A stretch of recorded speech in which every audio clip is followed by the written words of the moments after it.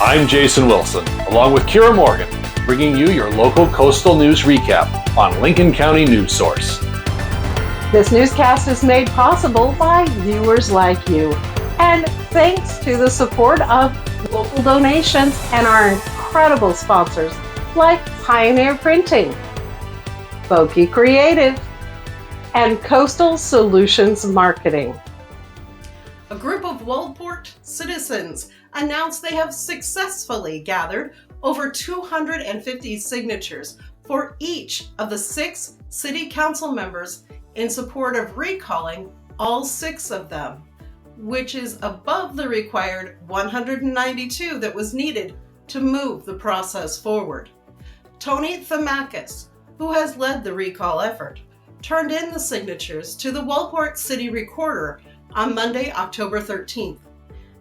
Now, once they are verified by the county clerk's office, the councilors will be notified and will have 5 days to either resign or face a recall election. That recall election would be placed on a special election ballot in November. The recall effort originated from the ousting of Mayor Heidi Lambert after just 3 months into her term, also from growing concerns over the actions of the city manager and lack of oversight by the council members that are being recalled. Lincoln County Circuit Court presiding judge Cheryl Bockhart sentenced 32-year-old Marcus Penza to over 25 years in prison for the repeated and frequent domestic assault of his wife over a 2-year period. The sentencing is significant as October is Domestic Violence Awareness Month.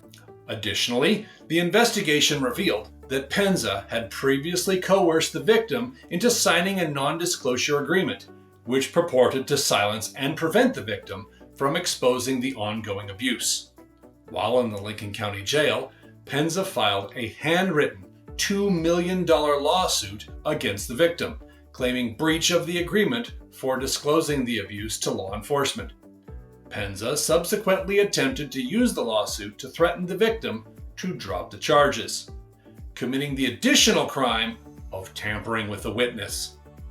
If you or someone you know is experiencing domestic violence or the threat of domestic violence, If you or someone you know is experiencing domestic violence or the threat of domestic violence, help is available. You can contact your local law enforcement agency. The Oregon Government Ethics Commission has opened a formal investigation into possible violations of Oregon's public meetings law by the Lincoln County Board of Commissioners. The investigation centers on whether county business was conducted through private or electronic workflows instead of during properly noticed public meetings. The probe, which began after Commissioner Casey Miller self-reported concerns in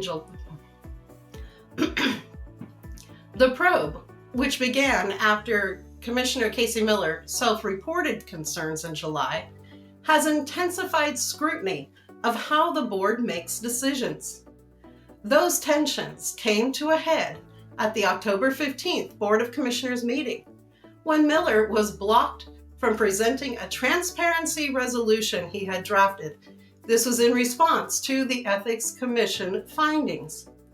In its September 19th preliminary review, the Commission found a substantial objective basis to believe the Lincoln County Commissioners had participated in decision-making outside of public meetings. The report states that between May 11th and June 10th of this year, the county's Human Resources Director, David Collier, reportedly sent electronic voting requests to commissioners, Chair Claire Hall, Vice Chair Walter Chuck, and Commissioner Miller. He was asking them to approve or deny hiring freeze exceptions. Now, Commissioner Miller said he did not respond to the email and instead asked for a work session to discuss the issue. The county characterized the process as being administrative. However, Ethics Commission investigators determined that the actions likely constituted official decisions that require public notice, open deliberation, and recorded votes. For more than 28 years, the Children's Advocacy Center of Lincoln County has stood as a vital resource for children and families facing the trauma of abuse. Established in 1997 through a multi-agency collaboration, the center's mission is to reduce trauma to child victims by providing evaluation, treatment, and advocacy in a secure and compassionate environment. But this essential work is facing a critical challenge: significant federal funding cuts.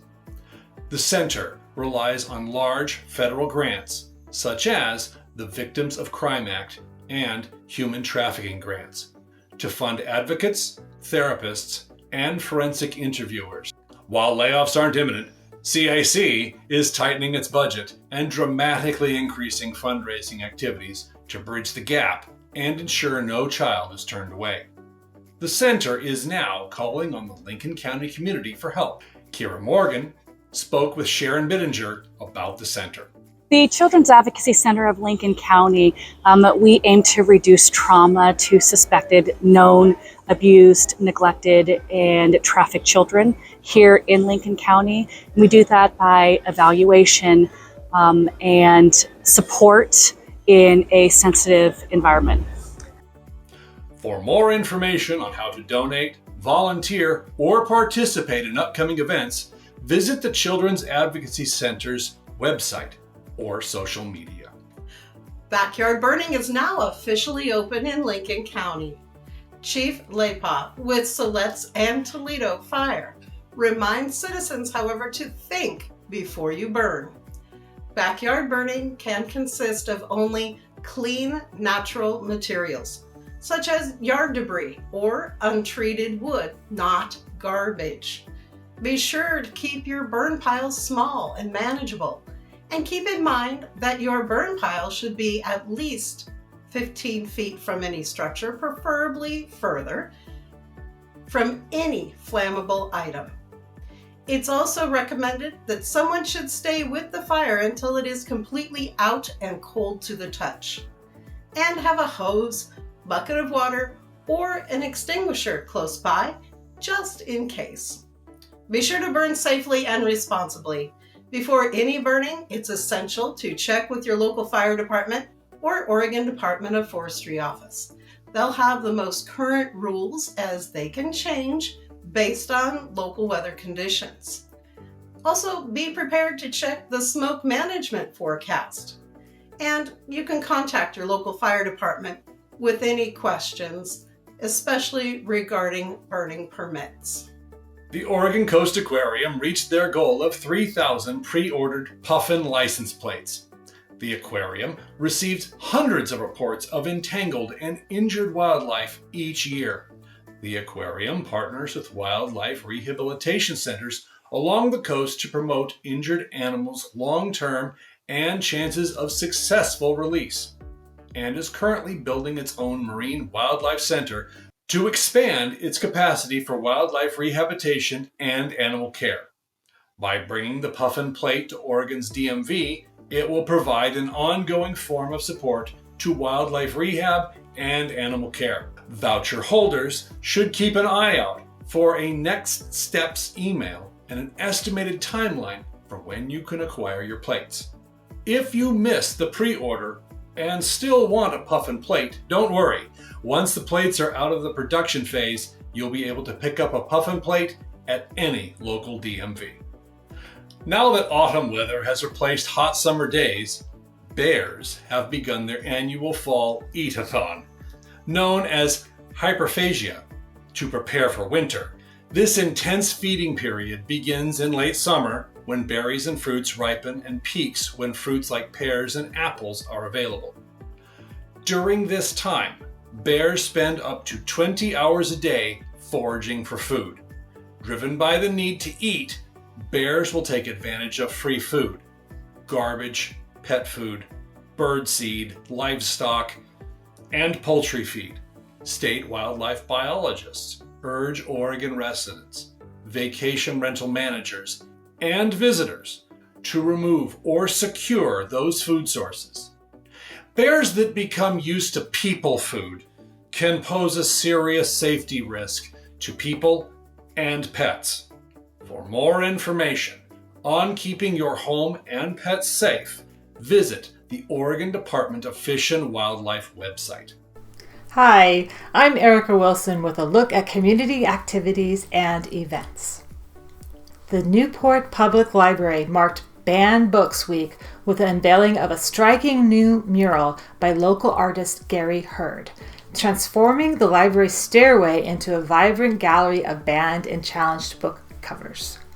The project, celebrated by library staff, supporters, and community members, aims to promote intellectual freedom and highlight the enduring importance of diverse voices in literature. This year's theme, Censorship is So 1984, Read for Your Rights, underscores the ongoing importance of open access to information. The mural, funded by the Newport Public Library Foundation, was praised as a powerful and uplifting work of art, reflecting the library's commitment to welcoming all and protecting each individual's right to learn, read, and explore.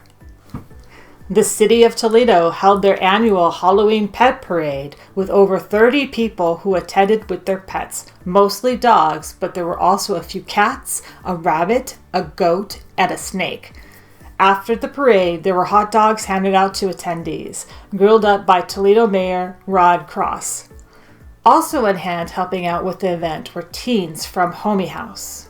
They helped out with setup, registration, serving, cleanup, and teardown. Organizers of the event had nothing but high praise for their positive attitude and willingness to help. After a 6-year hiatus, one of Lincoln County's most celebrated fundraisers is back. Dancing with the Coastal Stars, the signature fundraiser for Samaritan House Family Shelter, returns Saturday, November 1st at 7 p.m. to the Newport Performing Arts Center for a highly kinetic evening of dance.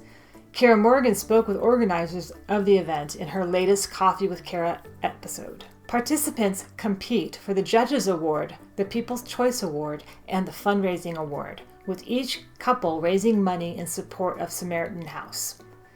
Tickets are $64.50 each and are on sale now at the PAC box office or online for an additional fee at coastarts.org. Thanks for joining me for these community updates, sponsored by Coastal Solutions Marketing. You will find more information on these and other upcoming events by listening to the community calendar on the Otter 100.7 and by going online to OregonCoastBreakingNews.com.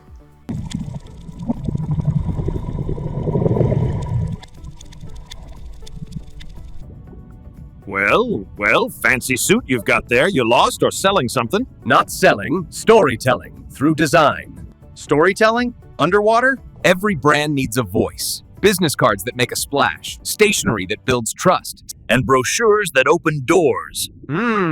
Effective. Got anything for sharks? Even you need good branding to stay sharp. Not bad, Landwalker. Pioneer printing, huh?